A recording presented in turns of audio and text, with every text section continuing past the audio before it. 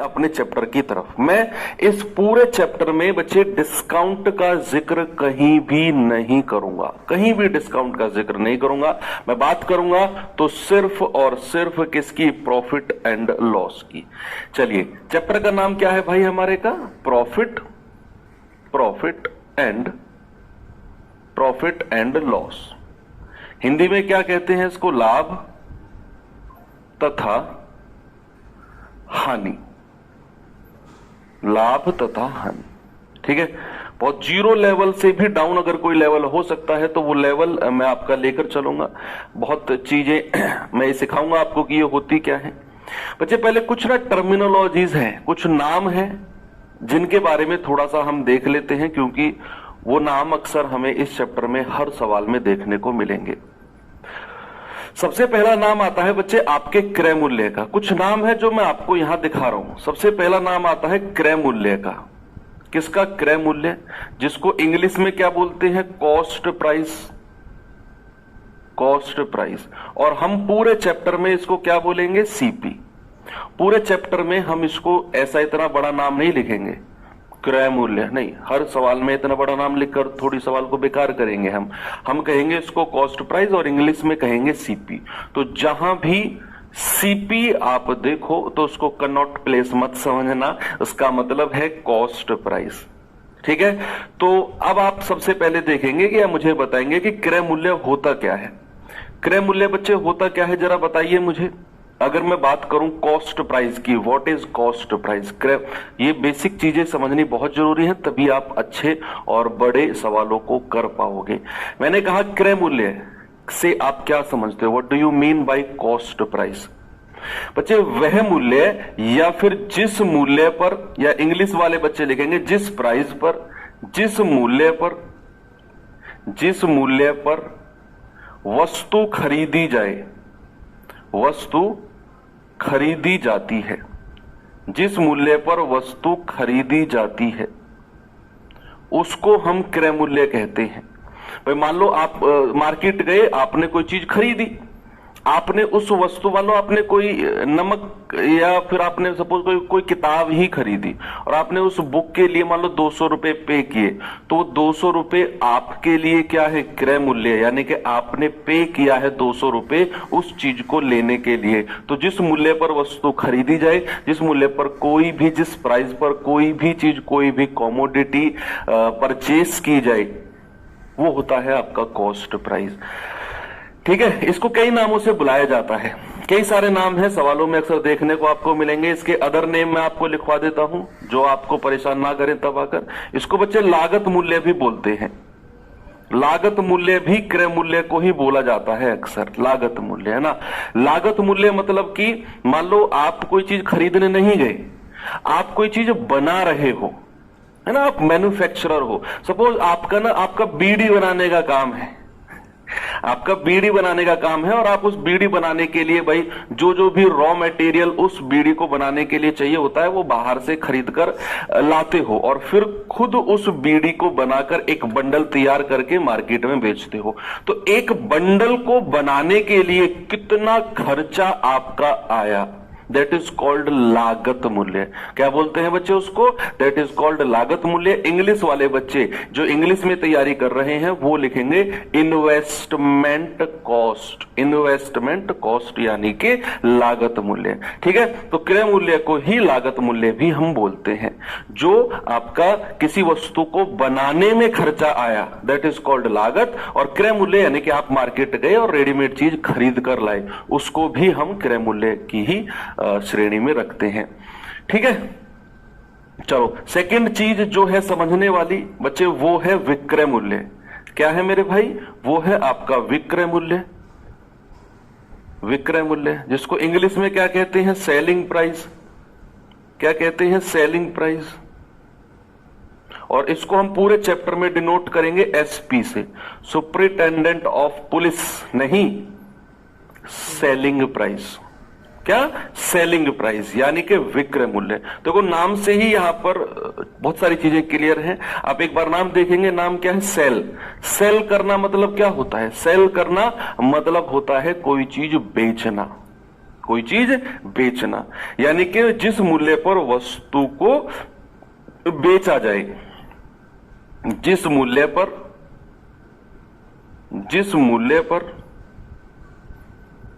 वस्तु को बेचा जाता है, उसे हम क्या कहते हैं? उसे हम सेलिंग प्राइस यानी कि विक्रय मूल्य कहते हैं। The cost at which the commodity is sold, है ना, तो उसको हम क्या कहते हैं? आपका सेलिंग प्राइस यानी कि विक्रय मूल्य। चलो ये कहानी भी आपको दोनों पॉइंट क्लियर है, मोस्ट इंपोर्टेंट चीजें हैं, मोस्ट इंपोर्टेंट। ओके, आगे बढ़ते हैं थोड़ा सा। तीसरा पॉइंट जो बच्चे आता है हमारा, तीसरा पॉइंट आता है हमारा प्रॉफिट। प्रॉफिट यानी कि लाभ, और इसको हम किससे डिनोट करेंगे? इसको हम डिनोट करेंगे पी से। जरा प्रॉफिट के बारे में आप मुझे बताओ भाई। प्रॉफिट नाम ऐसा है जिसको हम, ऐसा एक सिंगल बच्चा भी नहीं है जो प्रॉफिट के बारे में नहीं जानता होगा। प्रॉफिट का मतलब है कि जिस मूल्य पर आप वस्तु को बेचो, जिस मूल्य पर आप वस्तु को बेचो, उस मूल्य पर बेचने से आपको कुछ अर्निंग हो जाए। या अगर मैं और भी प्रैक्टिकल भाषा में आपसे कहूं, मान लो आप कोई चीज 500 रुपए की खरीद कर लाए, सपोज आप कोई चीज 500 रुपए की खरीद कर लाए और आपने उसे 600 रुपए में बेच दिया, तो आपको लाभ होगा या हानि होगी? प्रॉफिट या लॉस? भाई फायदा होगा या नुकसान होगा? अगर आप 500 की खरीद कर लाकर, अगर आप 500 की खरीद कर लाकर 600 में बेच रहे हो, यानी कि जिस मूल्य पर आप खरीद रहे हो उससे ज्यादा में आप बेच रहे हो, तो आपको हमेशा ऑलवेज प्रॉफिट होगा, है ना। आप याद रखेंगे कि जब वस्तु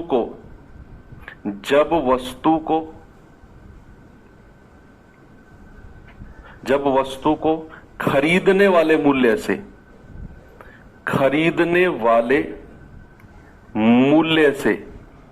से ज्यादा में बेचा जाता है, तो क्या होता है? तो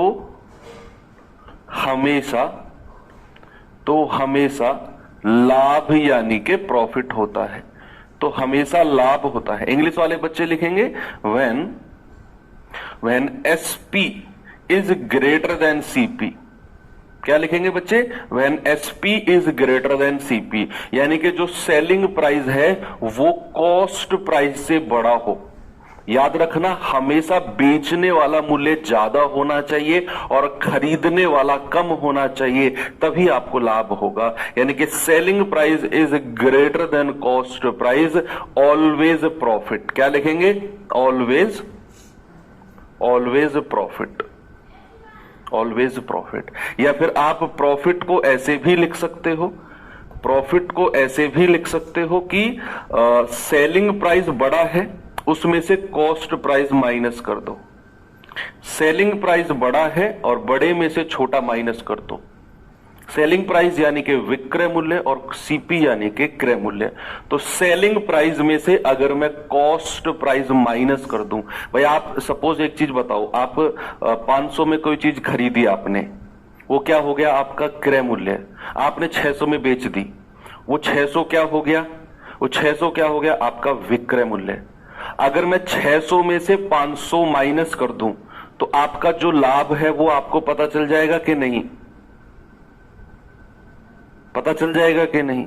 600 में आपने कोई चीज बेची और 500 में आप खरीद कर लाए थे, तो 600 में से 500 मैंने माइनस कर दिया, तो 100 रुपए आपका लाभ पता चल गया।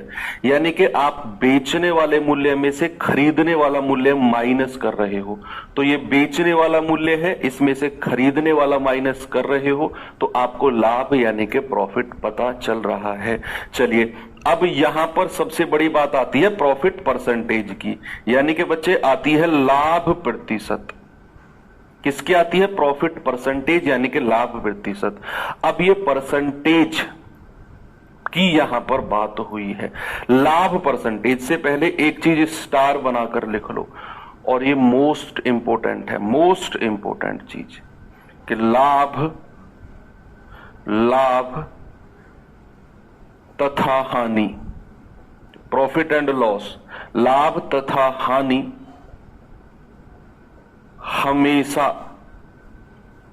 हमेशा क्रय मूल्य यानी कि कॉस्ट प्राइस पर, हमेशा क्रय मूल्य पर कैलकुलेट होते हैं, हमेशा क्रय मूल्य पर कैलकुलेट होते हैं। ये बात याद रखना हमेशा कि अगर मैं प्रॉफिट की बात करूं, अगर मैं लॉस की बात करूं, अगर मैं लाभ की बात करूं, अगर मैं हानि की बात करूं, ये चीज हमेशा देखी जाएगी, हमेशा कैलकुलेट होगी किस पर, हमेशा और हमेशा क्रय मूल्य यानी कि कैसे होगी कैलकुलेट, अभी देखते हैं। तो यहां तक की कहानी आपको क्लियर है कि अगर मुझे लाभ चाहिए तो मैं बेचने वाले मूल्य में से खरीदने वाले मूल्य को माइनस कर दूंगा, ठीक है।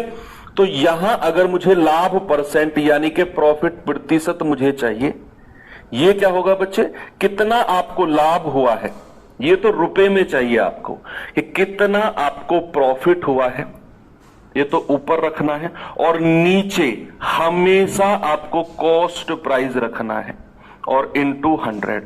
भाई किसी भी चीज को परसेंटेज में बदलेंगे तो 100 से गुणा कर देंगे। बच्चे ये बात याद रखना, अगर आपको प्रॉफिट परसेंटेज में चाहिए, अगर आपको लाभ परसेंट में चाहिए तो ऊपर रखना है लाभ, कितना लाभ हुआ, और नीचे हमेशा क्रय मूल्य रखना है, क्योंकि लाभ और हानि हमेशा क्रय मूल्य पर ही कैलकुलेट होते हैं। तो कितने रुपए का लाभ हुआ और किस पर हुआ, याद रखना हमेशा क्रय मूल्य पर होता है। तो कितने रुपए का लाभ हुआ बटे कॉस्ट प्राइस और इनटू 100। इंग्लिश वाले बच्चे लिख सकते हैं प्रॉफिट अपॉन सीपी इनटू 100, ये आपका प्रॉफिट परसेंटेज हो जाएगा। कोई फॉर्मूला याद करने की जरूरत नहीं है, आपने कोई जरूरत नहीं, आप चीजों को समझो, ये फॉर्मूला रटने की जरूरत नहीं है। आप देखो कि अगर लाभ आपको देखना है तो कितने में आपने चीज बेची, उसमें से कितने में आपने खरीदी माइनस कर दो, जो गैप है वो लाभ होगा। लाभ परसेंटेज चाहिए तो कितने रुपए का लाभ हुआ बटे हमेशा क्रय मूल्य आएगा into 100, profit upon cost price into 100। Okay, चलो, तो ये तो बात हो गई प्रॉफिट की। अब अगर आगे बढ़े, जो हमारा चौथा पॉइंट है बच्चे, फोर्थ पॉइंट आता है हमारा हानि का। किसका आता है? फोर्थ पॉइंट आता है हमारा हानि का, जिसको इंग्लिश में क्या बोलते हैं? लॉस, यानी कि इसको हम डिनोट करेंगे एल से। जरा हानि के बारे में जिक्र कर लेते हैं। भाई नाम से ही क्लियर है, नाम से ही क्लियर है कि आप कोई बिजनेस शुरू करो या आप कोई चीज खरीद कर लाओ। सपोज देखो, आप खुद इस बात का जवाब देना, आप 200 रुपए में कोई चीज खरीद कर लाई और आपको उस पर ना हानि करनी है, लॉस करना है, तो 200 से ज्यादा में बेचोगे या 200 से कम में बेचोगे? सपोज आप 200 रुपए के कोई जूते लेकर आए, अगर आप उसे बेचना चाहते हो और हानि पर बेचना चाह रहे हो तो आप 200 से ज्यादा में बेचोगे या 200 से कम में बेचोगे? तब आपको लाभ होगा। बताओ, जल्दी से आप मुझे बताओ कि 200 से ज्यादा या 200 से कम में बेचने पर आपको हानि करनी है, भाई हर कीमत पर लॉस करना है, तो 200 से ज्यादा में बेचूं या 200 से कम में? ऐसा बेसिक से आप मुझे बताओ, फिर मैं इसको थोड़ा सा लैंग्वेज में आपको लिखवाता हूं। सर सिंपल सी बात है, सिंपल सी बात है कि अगर हम 200 में खरीद कर लाए, हमने अपनी जेब से 200 रुपए दिए और हम नुकसान करना चाहते हैं भैया, उस वस्तु को बेचकर हम नुकसान करना चाहते हैं, तो नुकसान हमें कब होगा? नुकसान होगा जब हम 200 से कम में बेचेंगे। वेरी गुड सर, अगर हमने 200 से ज्यादा में बेच दिया तो सर हमारा फायदा हो जाएगा। भाई मान लो ये पेन है कोई, ये मैं 200 रुपए में खरीद के लाया हूं, मैंने अपनी जेब से 200 दिए और मैं घर आया, मुझे तुम मिल गए, मैंने तुम्हें 210 रुपए में चिपका दिया ये पेन। यही पेन मैं गया मार्केट से 200 का लाया, तुम्हें 210 में चिपका दिया, तो 10 रुपए का मेरा फायदा हो गया। लेकिन मैं मार्केट से आया 200 रुपए में लेकर और तुमने मुझसे छीन लिया और मुझे 180 रुपए पकड़ा दिए, तो मुझे तो नुकसान हो गया 20 रुपए का, है भाई। इतने की तो पड़त भी नहीं हो रही। बोलते हैं ना दुकानदार, आप मार्केट से कपड़े खरीदने जाओ, आप बार्गेनिंग करो, भाई साहब इतने की तो पड़त भी नहीं हो रही हमें, यानी कि आपसे वो कहेगा कि इतने का तो मैं खुद खरीद कर नहीं ला रहा हूं। वो बात अलग है, उनका सिस्टम अलग है, ये पढ़ेंगे जब हम बेईमान दुकानदार वगैरह की बात करेंगे। तो ये चीज आप समझ गए कि अगर लॉस होना है तो हम क्रय मूल्य से कम में बेचेंगे। याद रखना। अब हम इसे थोड़ा सा पॉइंट बनाकर लिखते हैं कि जब वस्तु को, अब खुद आप लिखो अपनी अपनी कॉपी में ना, खुद लिखो अपनी लैंग्वेज में, अपनी लैंग्वेज में खुद लिखो कि जब किसी वस्तु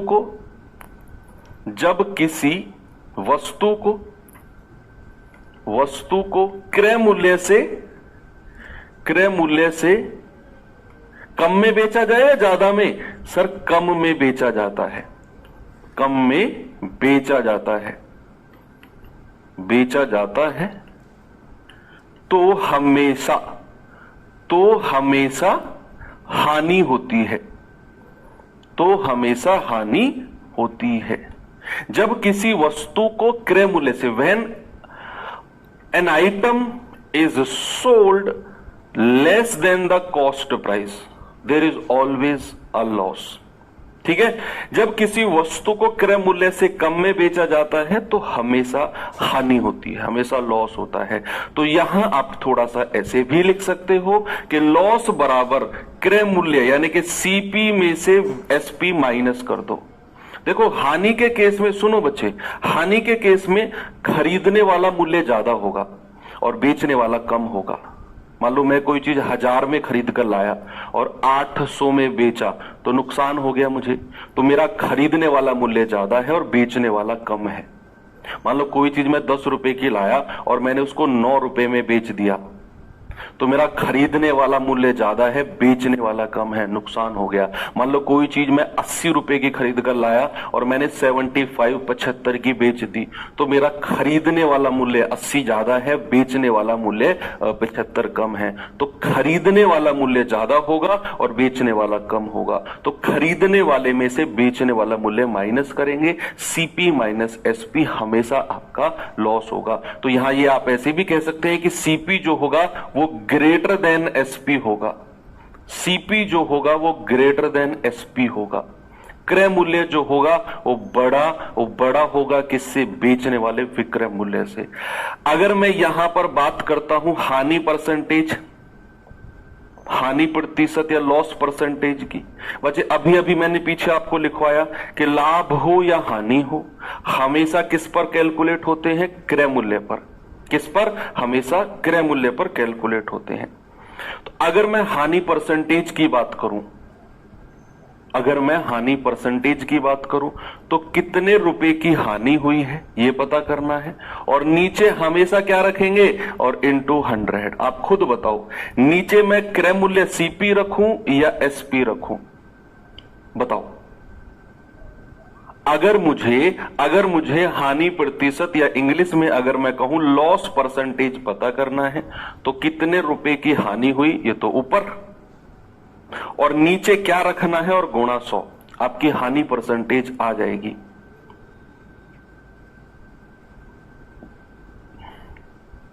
yes, very good, very good. कि सर यहां हानि के केस में भी नीचे आपको क्रय मूल्य ही रखना है। इंग्लिश में अगर मैं कहूंगा तो कितने रुपए का लॉस हुआ, नीचे हमेशा सीपी और इनटू 100। ये चीज आपकी क्या होगी बच्चा? ये आपका हानि परसेंटेज हो जाएगा, ये आपका लॉस परसेंटेज हो जाएगा। तो हमने दो चीज देखी कि चाहे मैं लाभ परसेंटेज की बात कर रहा हूं, चाहे मैं लाभ परसेंटेज की बात कर रहा हूं, चाहे मैं हानि परसेंटेज की बात कर रहा हूं, नीचे हमेशा क्रय मूल्य ही आएगा, नीचे हमेशा क्रय मूल्य ही आएगा। हानि परसेंटेज या लॉस परसेंट के केस में भी नीचे आपको क्रय मूल्य ही देखने को मिला है। चलो ये कहानी भी आपको क्लियर है। एक और चीज आती है बच्चे, थोड़ा सा बेसिक और देखते हैं। अभी आपका दो चीज, सीपी की जब भी आप बात करोगे, परसेंटेज में जब भी हम बात करेंगे तो हमेशा वो 100% होता है। क्रय मूल्य हमेशा 100% होता है। जो कॉस्ट प्राइस की मैं बात करूंगा ना, अगर मैं परसेंटेज की बात कर रहा हूं तो हमेशा 100% की वैल्यू जब आप निकाल रहे होगे, मतलब आप कॉस्ट प्राइस यानी कि क्रय मूल्य की ही बात कर रहे होगे और उसी की ही वैल्यू निकाल रहे होगे। तो ये पॉइंट आपको क्लियर हो गया कि जो कॉस्ट प्राइस होता है, जिस मूल्य पर आप खरीद कर लाते हो, उसे आप 100% बोलते हो। अगर आप इस 100% से ज्यादा में कोई चीज बेच रहे हो तो जरूरी सी बात है सर लाभ होगा, और अगर आप इस 100% से कम में कोई चीज बेच रहे हो, अगर मैंने आपसे कहा किसी चीज को किस बेचा गया है, किसी चीज को 10% के लाभ पर बेचा गया है, तो आप मुझे बताओ उसका विक्रय मूल्य यानी कि सेलिंग प्राइस क्या होगा। परसेंटेज में बता दो, परसेंटेज में बताना है। थोड़ा सा मैं आपकी प्रैक्टिस करा रहा हूं आपको, मैं सवाल पे ले जाने से पहले। किसी चीज पर 10% का प्रॉफिट हुआ है तो उसका सेलिंग प्राइस कितना होगा, जल्दी से बताओ। बताओ बच्चा जल्दी से। अगर 10% का लाभ, देखो मैंने कहा कि अगर लाभ है तो क्रय मूल्य से ज्यादा में बेच रहा होगा। अगर मैं 100 रुपए की कोई चीज लाया हूं और मैं उसे लाभ पर बेच रहा हूं, लाभ वर्ड जैसे ही आपने सुना तो समझ जाओ कि मैं खरीदने वाले से ज्यादा में बेचूंगा, तो यहां मेरा खरीदने वाला मूल्य हमेशा 100% रहेगा। और अगर मैंने 10% लाभ पर बेची तो भैया मेरा बेचने वाला मूल्य सेलिंग प्राइस हो जाएगा 100% प्लस 10%, यानी को 17% के लाभ पर बेचा, 17% के लाभ पर बेचा है। तो आप जरा मुझे बताओ उसका बेचने वाला मूल्य क्या होगा। सपोज अगर मैंने किसी चीज को 13% की हानि पर बेचा है तो उसका सेलिंग प्राइस क्या होगा। सपोज अगर मैंने किसी चीज को 10% की हानि पर बेचा है तो उसका सेलिंग प्राइस क्या हो जाएगा। ये करिए, है ना, ये जस्ट आपकी प्रैक्टिस के लिए है।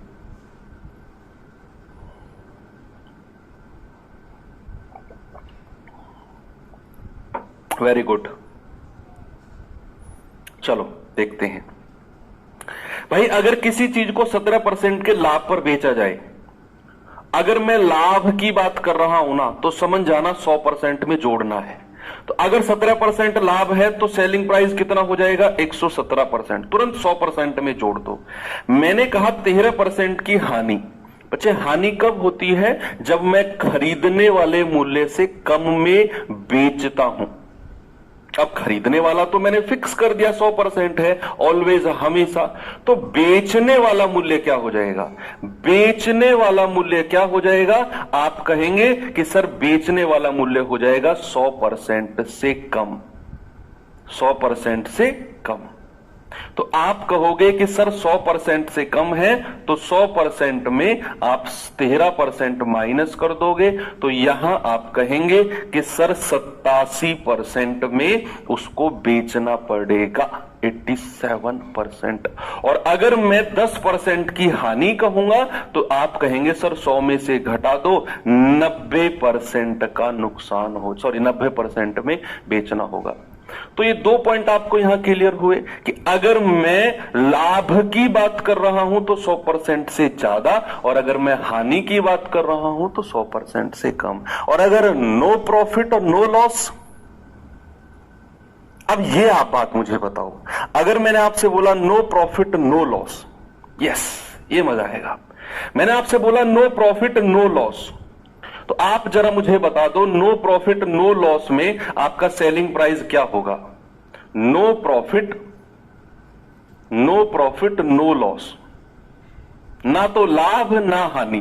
तो नो प्रॉफिट नो लॉस की कंडीशन में आपका देखो सीपी तो आपका 100% होगा हमेशा, सीपी तो आपका हमेशा 100% होगा। अब आप मुझे बताओ नो प्रॉफिट नो लॉस, ना तो आपको नुकसान हुआ ना ही आपको लाभ हुआ, तो उस केस में आप जितने में खरीद कर लाए हो उतने में ही बेच दोगे। भाई आप मान लो कोई चीज 100 रुपए में खरीद के लाए, भाई साहब आपने 100 में ही बेच दिया, आप कोई चीज 1000 में खरीद के लाए, आपने 1000 में ही बेच दिया, यानी कि आपका जो सेलिंग प्राइस है वो कॉस्ट प्राइस के इक्वल है, आपका जो विक्रय मूल्य है वो क्रय मूल्य के बराबर है। तो याद रखना, नो प्रॉफिट नो लॉस की कंडीशन में जो आपका क्रय मूल्य होगा बच्चे हमेशा किसके बराबर होगा? हमेशा विक्रय मूल्य के बराबर होगा, हमेशा विक्रय मूल्य के बराबर होगा, या आप कह सकते हैं सीपी इक्वल्स टू एसपी। ये कंडीशन किसकी है मेरे भाई? ये condition no profit no loss की कंडीशन है।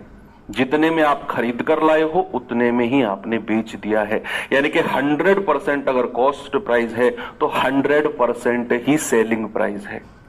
100% में अगर आप खरीद कर लाए हो तो 100% में ही आपको वो चीज बेचनी पड़ेगी, तब जाकर आपको नो प्रॉफिट नो लॉस की कंडीशन बनेगी। अब सुनो, आप मुझे एक बात बताओ, थोड़ा सा रेशियो मेथड देखते हैं। रेशियो मेथड, रेशियो मेथड क्या होता है?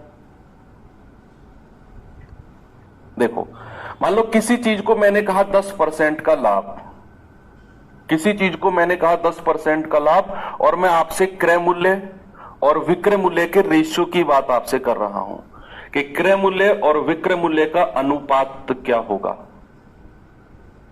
क्रय मूल्य और विक्रय मूल्य का रेशियो क्या होगा।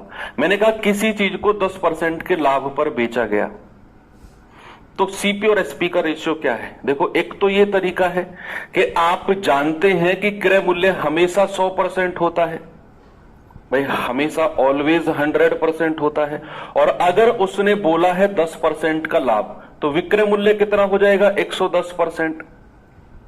भाई क्रय मूल्य को हमेशा 100% मानना है, और अगर उसने 10% लाभ कहा तो 110% बेचने वाला हो जाएगा। तो आप कहेंगे सर परसेंट से परसेंट उड़ा दो, जीरो से जीरो उड़ा दो, तो हमारा जो रेशियो आ गया वो आ गया 10 से 11। क्या आ गया? 10 से 11। एक तो आप ऐसे कर सकते हो, थोड़ा सा मैं आपको रेशियो मेथड से भी सिखा देता हूं। ये तो परसेंटेज वाला मेथड हो गया, थोड़ा रेशियो वाला मेथड भी देखो। देखो, आप जानते हैं कि 10% का जो फ्रैक्शन जो भिन्न होता है, तो अगर मैंने कहा 10% का फ्रैक्शन 1/10 और मुझे बताना है सीपी और एसपी का रेशियो, तो देखिए जरा सामने एक बार कि अगर 10 रुपए में आप कोई चीज खरीद कर लाए हो, उसको तो सीपी की तरफ लिखना है, क्रय मूल्य की, तो आपको 1 रुपए का फायदा, 1 रुपए का प्रॉफिट होगा। भाई लाभ की बात कर रहा है ना, तो अगर आप 10 रुपए में खरीद के लाए हो तो आप बेचोगे कितने में? आप बेचोगे 10 + 1 यानी कि 11 में। ये होता है आपका रेशियो मेथड। इसी को ही क्या कहते हैं? Ratio method. इसी को ही क्या कहते हैं? Ratio method. जैसे एक एग्जांपल और देता हूं मैं आपको, जरा उसका भी बताना मुझे। भाई इसको मैंने यहां पे शिफ्ट करके, मैंने कहा किसी चीज को ना 16 सहित 2/3% की हानि पर या फिर लॉस पर बेचा जाता है, तो आपको बताना है सीपी और एसपी का रेशियो क्या होगा। सीपी और एसपी का रेशियो ये बता दो आप मुझे, फिर मैं आपको टाइप 1 पीडीएफ की तरफ लेकर चलता हूं।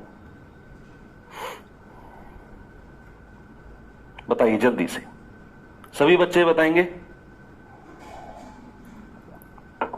इसे ट्रिक भी बता दीजिए। ट्रिक क्या है? कॉन्सेप्ट सिखा रहा हूं, कॉन्सेप्ट की भी ट्रिक चाहिए तुम्हें। किस किस चीज की ट्रिक लोगे बेटा? जब शादी होगी ना, फेरों पे बैठोगे, तो पंडित जी से भी बोलकर देखना कि पंडित जी ट्रिक कर दो और 1 मिनट में जल्दी से फेरे वेरे खत्म करो। वहां तो नहीं बोलोगे, 2-2 घंटे लग जाते हैं वहां ट्रिक का नाम नहीं लोगे। यहां ट्रिक चाहिए तुम्हें सवालों में। क्या खाया, क्या पिया, क्यों परेशान हो, क्यों गुस्सा हो, इन 4 सवालों में ही 4 घंटे निकल जाते हैं तुम्हारे। वहां तो शॉर्ट में बात नहीं करते तुम, यहां तुम्हें ट्रिक चाहिए जो तुम्हारी लाइफ चेंजिंग के क्वेश्चंस हैं।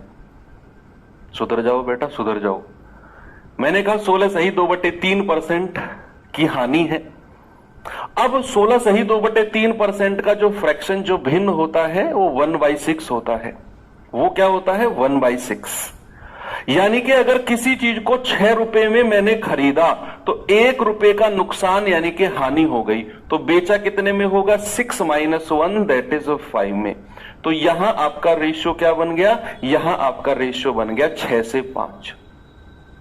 अगर हानि है तो ऊपर वाला जो न्यूमरेटर है, जो अंश है, उसको माइनस कर देते हैं, और अगर लाभ है तो अंश को प्लस करके हम लिख देते हैं। बस ये 2 काम आपने देखने हैं।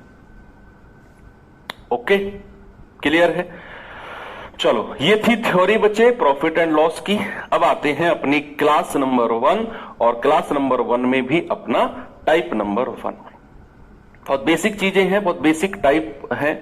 जितने भी थ्योरी मैंने आपको पढ़ाई, आपने करना क्या है? आज इस सारी थ्योरी को रिवाइज करना है बच्चे। अगर आप रिवीजन नहीं करोगे, सुनो मेरी बात, सामने देखो सभी लोग देखो, अगर आप ये सोच रहे हो कि मात्र क्लास करने से ही हमको सब कुछ समझ में आ जाए और हमको दोबारा पढ़ने की जरूरत ना पड़े, ना हमको वर्कशीट लगाने की जरूरत पड़े, ना हमको दोबारा क्लास देखने की जरूरत पड़े, बस क्लास देखो, समझ में आ जाए, अगले दिन क्लास देखो, और इस तरीके से हम कोर्स कंप्लीट कर लें, तो व्यर्थ है आपका सारा का सारा समय। इस समय में कुछ और कर लो, अगर आपकी मेंटलिटी ये है तो। मैथ्स एक बार पढ़ने से तो 5% भी अगर दिमाग में आ गया ना, 10% भी आ गया तो बहुत बड़ी बात है। केवल एक बार पढ़ने से, एक बार पढ़ने से। बाकी सब्जेक्ट्स का मुझे नहीं पता, मैथ्स के लिए ना बच्चे जमीन में घुटने 2.5 फुट घुस जाते हैं नीचे। मतलब ये एक मुहावरा है, मतलब आपको बहुत सारी मेहनत करनी पड़ती है, तब जाकर मैथ्स आपके हाथ के नीचे से बहुत अच्छी तरीके से निकलता है। केवल मैं कह रहा हूं, दुनिया का सबसे अच्छा टीचर आपको पढ़ाए, जो दुनिया का सबसे अच्छा टीचर है वो आपको पढ़ाए, और आप उससे भी अगर उम्मीद करोगे ना कि एक क्लास में समझ में आ जाए, बाकी हमें दोबारा रिवीजन ना करना पड़े, वो भी आपको कभी एक क्लास में चीजें नहीं सिखा पाएगा। रिवीजन एक बार नहीं, बार बार रिवीजन, एक ही चीज का बार बार रिवीजन। मान लो अगर मैं परसेंटेज की मैंने आपको 12-13 क्लास कराई है ना, आपको उन 12-13 क्लास का कम से कम 4 से 5 बार रिवीजन करना होगा, तब जाकर आप सोचना कि परसेंटेज अब हमारा ठीक हो गया है। ये चीज है। तो चलते हैं टाइप 1 और सवाल नंबर 1 आपका प्रीवियस ईयर 2023 जीडी का आया हुआ सवाल भी है। चलो देखो और बताओ जल्दी से। एक बहुत बेसिक चीजें कराऊंगा आज मैं आपको, मैं कह रहा हूं, और ये बच्चों वाले सवाल हैं बिल्कुल, और ये आए हैं आपके प्रीवियस ईयर में। मैं ये लिखवा कर लाया हूं स्पेशली, ताकि आप ये ना कहो कि सर आप ये बच्चों वाले सवाल क्यों करा रहे हो, ये जीडी में नहीं आते हैं, है ना। इसीलिए मैं लेकर आया हूं कि अभी 2024 का एग्जाम हुआ है इस साल, इससे पहले जो आपका हुआ 2023 का, 2023 के लास्ट में हुआ था शायद, मई जून के आसपास, जुलाई अगस्त के, उसमें आपका ये क्वेश्चन बना था। देखो सवाल है, एक खिलौना 950 में खरीदा जाता है। देखो कोई चीज खरीदी जा रही है, मतलब उसका क्रय मूल्य, उसके कॉस्ट प्राइस की बात कर रहा है, और 1140 रुपए में बेचा जाता है, उसके सेलिंग प्राइस की बात कर रहा है। तो आपको बताना है उसका प्रॉफिट परसेंटेज, है ना भाई। उसके अगर मैं क्रय मूल्य की बात करूं, सीपी कितना हो गया, कॉस्ट प्राइस सर 950 रुपए। भाई उसने बेचा कितने में है, उसने बेचा है सर 1140 में। आप खुद सोचो, आप कोई खिलौना 950 में खरीद कर लाए हो और आपने 1140 में बेच दिया, आपने 1140 में बेच दिया, तो 950 में खरीद कर लाए थे और खरीदने वाले से ज्यादा में बेच दिया। तो ऑलवेज आपको क्या होगा, अगर मैं खरीदने वाले से ज्यादा में बेचता हूं, सर आपने बताया प्रॉफिट होता है, लाभ होता है। तो यहां अगर मैं आपसे कहूं प्रॉफिट कितना हो गया, तो आप 1140 में से 950 माइनस कर दो, आपको पता चल जाएगा प्रॉफिट हुआ कितने का है। 0, 14 में से 5 गए 9, 10 में से 9 गया 1। सर ये तो प्रॉफिट हो गया 190 रुपए का। कितने का बच्चे, 190 का। और अगर मैं प्रॉफिट परसेंटेज की बात करूं, तो जब भी हम लाभ परसेंट की बात करते हैं, तो कितना लाभ हुआ रुपए में पता करना है, कितना लाभ हुआ। आप कहेंगे सर 190 का लाभ हुआ, और नीचे यस लाभ परसेंट और हानि परसेंट में नीचे हमेशा क्रय मूल्य रखना है। तो इन दोनों में से क्रय मूल्य क्या है, ये रहा, इसको हम नीचे रखेंगे 950 और गुणा 100, गुणा 100। ठीक है भैया। तो 0 से 0 गया, 19 एकम 19, 19 पंजे 95, 5 से जाएगा 5 दूनी 10 और ये 1 जीरो यहां पे आ जाएगी और 20 गुणा 1 होता है 20%। तो प्रॉफिट परसेंटेज कितना हो गया, लाभ परसेंटेज हो गया 20%।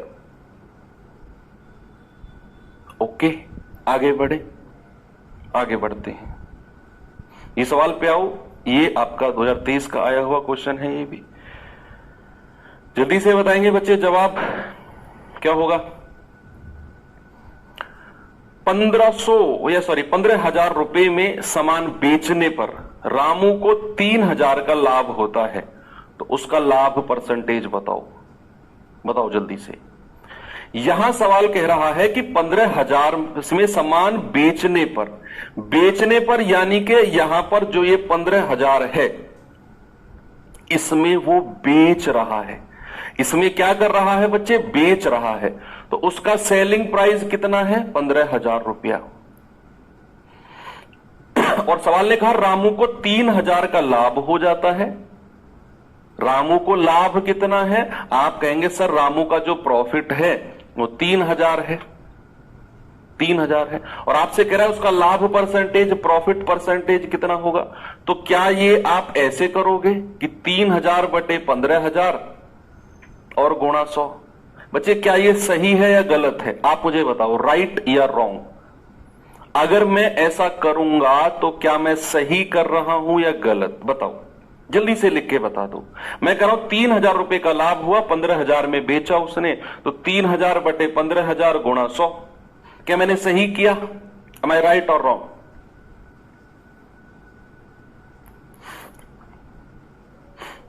और अगर गलत कर रहा हूं तो रीजन भी बताना कि क्यों मैं गलत कर रहा हूं, और अगर सही कर रहा हूं तो रीजन बताने की जरूरत नहीं है, फिर तो अंडरस्टूड है।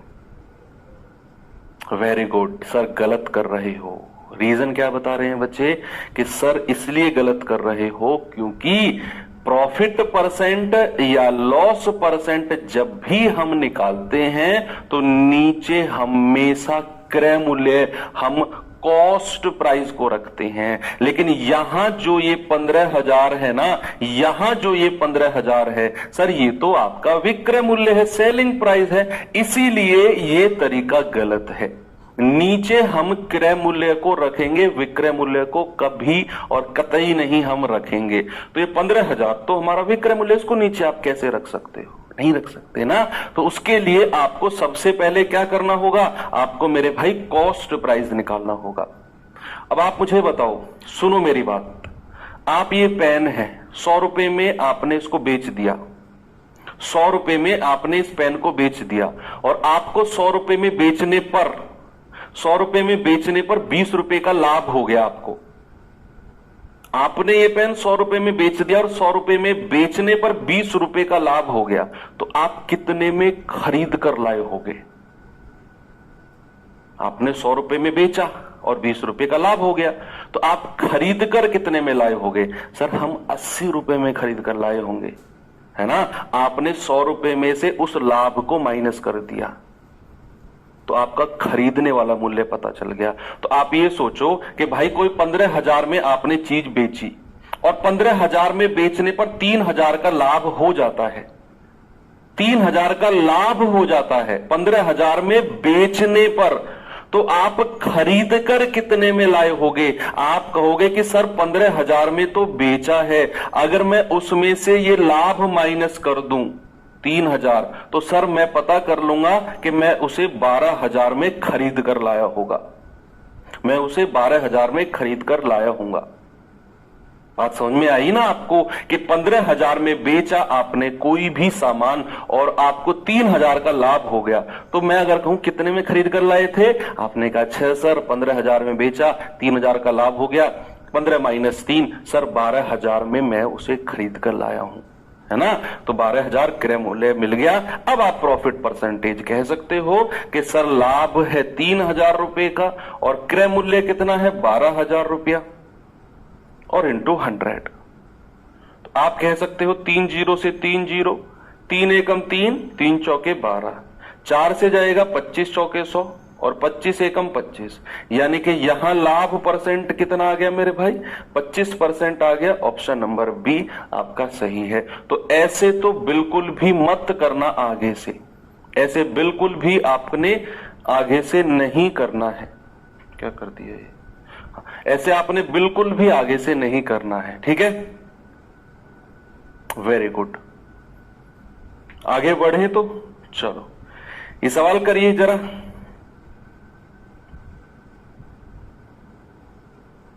बस ये याद रखो कि अगर आप लाभ परसेंटेज निकाल रहे हो या हानि परसेंटेज निकाल रहे हो तो नीचे हमेशा क्रय मूल्य कॉस्ट प्राइस रखना है। एनी हाउ किसी भी कीमत पर नीचे कॉस्ट प्राइस चाहिए।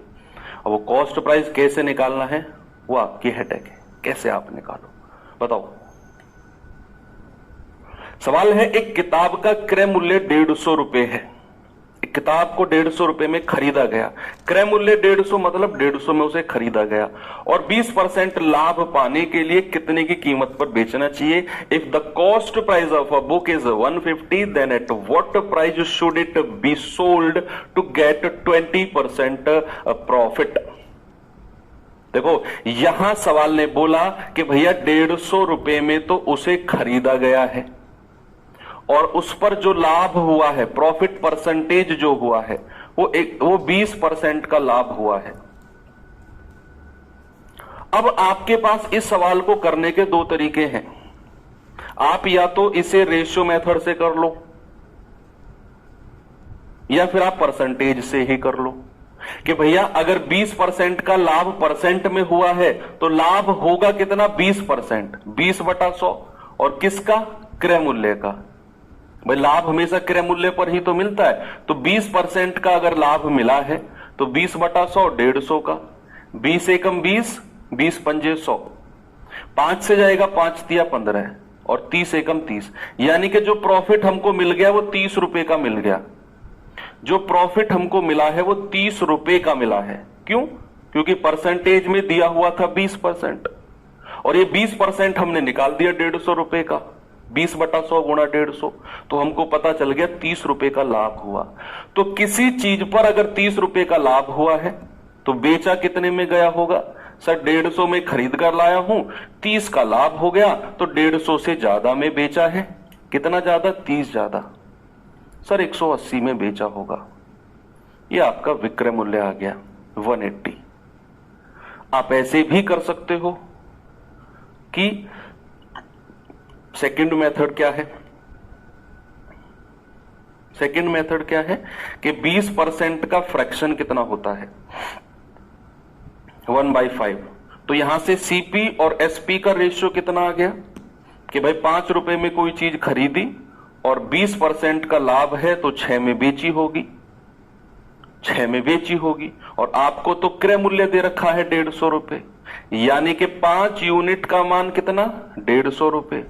तो 1 यूनिट का मान कितना होगा, 150/5, 5 तिया 15, 1 यूनिट का मान 30, तो 6 यूनिट का मान कितना होगा, 6 गुणा 30, यानी कि 6 तिया 18, 180 रुपए। तो सेलिंग प्राइस कितना आ गया, 180 रुपए। ऐसे भी आप कर सकते हो, रेशियो मेथड से भी कर सकते हो, है ना।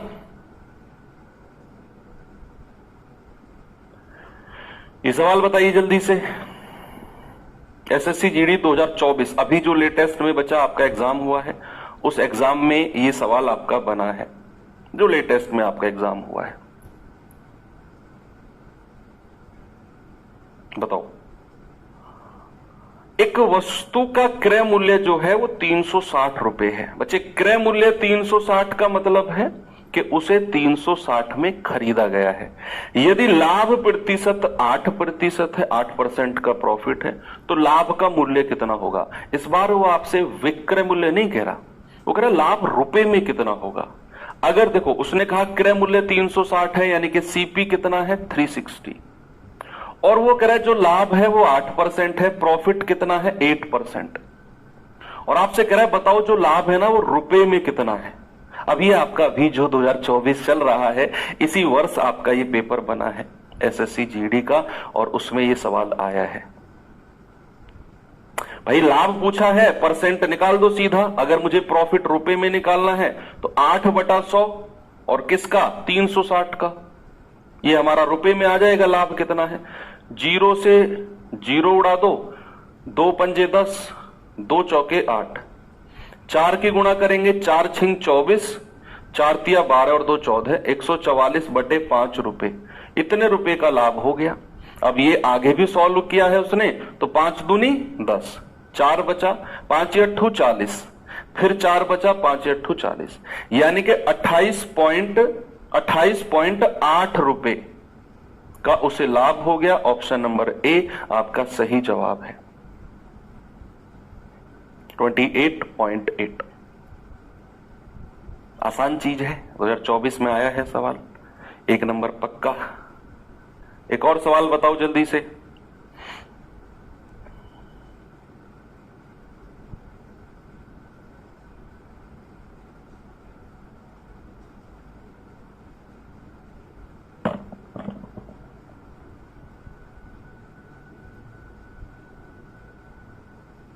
बताओ, सुरेश ने अपना मोबाइल फोन मोहन को 10% के लाभ पर 29,700 रुपए में बेचा है। देखो 29,700 रुपए में अगर कोई चीज बेची गई तो वो उसका सेलिंग प्राइस है, उसका विक्रय मूल्य है कि 29,700 में उसने बेचा, तो 29,700 क्या हो गया, उसका सेलिंग प्राइस। कह रहा सुरेश के लिए फोन का क्रय मूल्य क्या होगा, उसने कितने में उसे खरीदा होगा। है भाई, कुछ भी नहीं है सवाल में, आपसे दिया हुआ है कि जो लाभ है, जो प्रॉफिट है वो 10% है। अब आप जानते हैं 10% का जो फ्रैक्शन जो भिन्न होता है 1/10 होता है। यानी कि अगर मैं क्रय मूल्य और विक्रय मूल्य का रेशियो पूछूं आपसे, तो कोई चीज 10 रुपए में खरीदी गई तो 1 रुपए के लाभ पर बेची जाएगी 11 में। और आपको यहां पर दिया क्या है, उसने 29,700 रुपए में बेचा है, मतलब आपको उसका विक्रय मूल्य दिया हुआ है 29700। तो 1 यूनिट का मान कितना होगा, 29700/11। तो कितना आएगा, 11 दूनी 22, 7 11 सत्ते 77 और 00। 1 यूनिट का मान कितना आ गया, 2700। आपसे कह रहा है उसका क्रय मूल्य क्या है, भैया उसका तो आपसे 10 यूनिट का मान पूछा है, तो 10 गुणा 2700। तो आपका जवाब कितना होगा, 27,000। ये आपका जवाब है, ऑप्शन नंबर डी बिल्कुल सही है। आप ऐसे भी कर सकते हो, देखो अपनी रफ कॉपी में ट्राई करना, मेरे कहने से ट्राई करना कि कोई चीज अगर 10% के लाभ पर बेची जा रही है तो वो कितने परसेंट में बेची जाएगी, कितने परसेंट में बेची जाएगी। आप कहेंगे सर अगर 10% के लाभ पर बेची जा रही है ना, 110% में बेची जाएगी। भाई सही कह रहा हूं ना, 110% में, और 110% की वैल्यू हो जाएगी 29,700। तो 1% की वैल्यू कितनी होगी, और वहां से 100% की वैल्यू कितनी होगी, वही आपका आंसर होगा। 100% की वैल्यू ही आंसर क्यों होगा सर, क्योंकि 100% ही क्या होता है सर, क्रय मूल्य होता है, आपने बताया था, और हमें क्रय मूल्य ही चाहिए। तो 10% के लाभ यानी कि 110% पर बेचा जाएगा। 110% बराबर इतना, 1% और 100%, ये बता दिया है। चलो एक सवाल अब मैं आपको यहां होमवर्क देके जा रहा हूं बच्चे। कल हम यहीं से शुरू करेंगे अपनी क्लास, और मैं ये